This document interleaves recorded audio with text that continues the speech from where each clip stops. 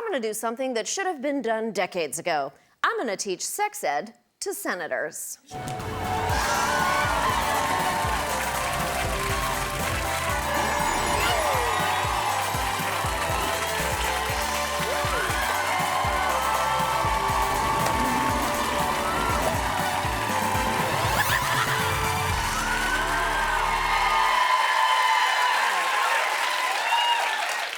Class, you fucking idiots. Time to learn about vaginas, cycles, and why Charlotte from Sex and the City was sad for 2 whole seasons. But I'm getting ahead of myself. Let's start with lesson 1.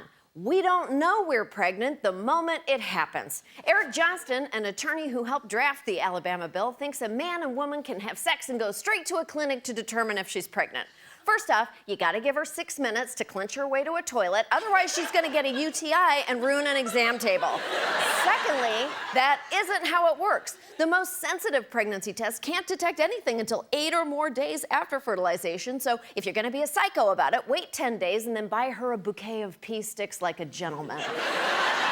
Believe it or not, when a doctor says someone is 6 weeks pregnant, it doesn't even mean they've been pregnant for 6 weeks. Doctors calculate how far along someone is by counting from the first day of their last period, which can be up to 5 weeks before conception. Bet you didn't know uteruses were also time travelers. That's science, bitch. It's still hard to know if you're pregnant at 6 weeks. You might have no symptoms, or if you do, there's symptoms like fatigue or bloating and gas. On the other hand, it does explain P.F. Chang's new motto, maybe it's not us, maybe you're pregnant.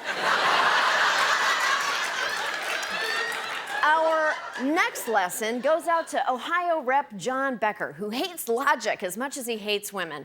This shaved ferret sponsored a bill that bans insurance from covering abortions, but allows insurance to cover a procedure that doesn't exist: reimplanting ectopic pregnancies. Part of that treatment would be removing the embryo from the fallopian tube and then reinserting it in the uterus.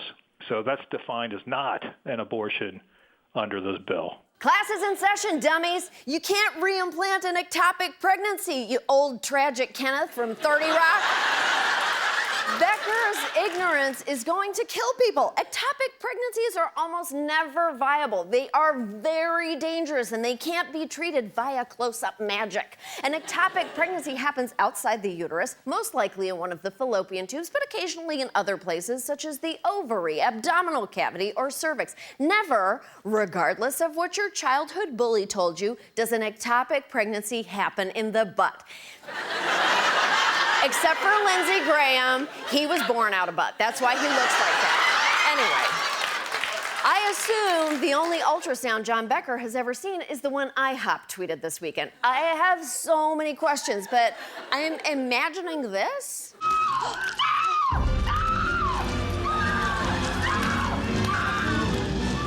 that's where pancakes come from.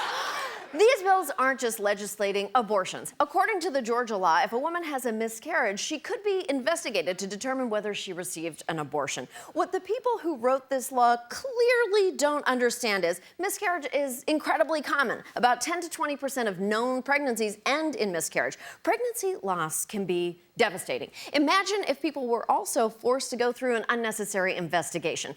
To put it in perspective for you male senators, it would be like if cops showed up every time you miracle whipped into your wife's good towels and accused you of genocide, except different because you never wanted to bring your shame tadpoles to term. Now,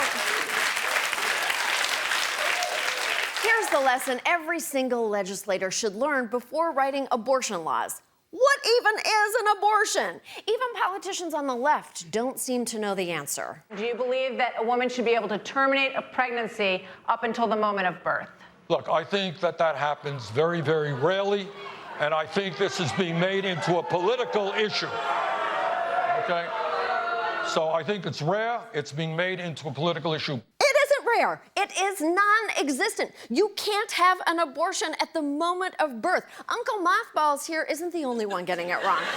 Beto O'Rourke also whiffed for one. You guys really, really need to get your facts straight, because when you don't, the right takes that ball and runs with it all the way to hell. The baby is born. The mother meets with the doctor. They take care of the baby. They wrap the baby beautifully. And then the doctor and the mother determine whether or not they will execute the baby. I don't think so. No, they don't. That would be homicide. Look, there are plenty of crazy positions on the left. For example, I believe the term manatee is too gendered. But no one is advocating for legalizing baby murder. When people say late-term abortion, they are usually referring to a procedure that happens during the 21st to 24th weeks of pregnancy. Most doctors don't even like saying late-term because there's no precise medical definition of the term, and it's misleading. Besides, only around 1% of abortions are performed at or after 21 weeks of gestation. Most states already have laws to prohibit abortions after 20 weeks. Now, at this point, you might be having a negative opinion, which brings me to my next lesson. I don't give a shit about your personal opinions.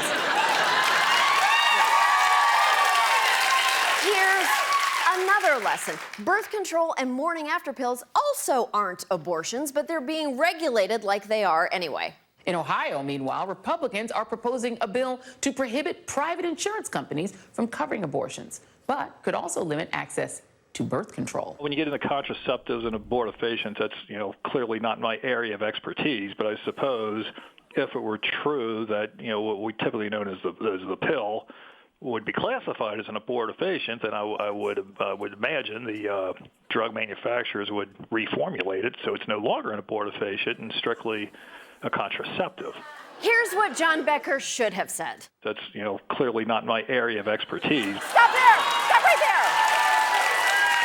Birth control pills contain hormones that prevent a person from ovulating. The morning after pill works similarly and can also prevent fertilization and implantation. Neither of them cause abortions. Banning them sure does, though.